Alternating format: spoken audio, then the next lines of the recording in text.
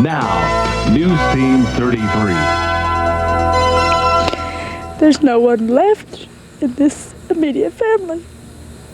It is so horrible, almost hard to imagine. A teenage boy went on a shooting rampage today in rural southern Missouri, killing his family before his uncle finally killed him.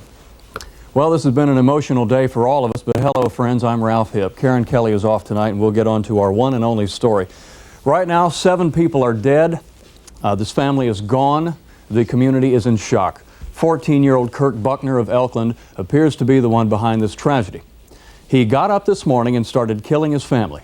His crime happened in several spots around Webster County. For these farm animals, life continued normally today. Only the small toys in the front yard bore silent testimony to the family that used to care for them. This is the Buckner home, where police think 14-year-old Kirk Buckner began his murder rampage. Neighbor Jim Murphy knew something was wrong around 5 o'clock this morning. And I heard some voices, then I heard one gunshot, and then I heard the pickup driving on gravel, which I surmise is about where we're standing right now, and then it went in the road and went west. What Murphy must have heard was the beginning of a trail of killings. This house became a morgue for the Buckner children. 2-year-old Michael, 6-year-old Timmy, and 8-year-old Dennis. Police found the body of their mother Jan out back by a barn. Preliminary report showed all had been shot in the head with a small caliber revolver. It was a small .22 cheap gun. Police found the body of father Steve Buckner in a cemetery a short distance away. We don't know whether he was killed at the home and driven and dumped out along the road or just what happened. It's up to the living to figure out why this happened. The Buckner farm looked run down. Some neighbors and the sheriff say money was tight here, as it is on many farms these days.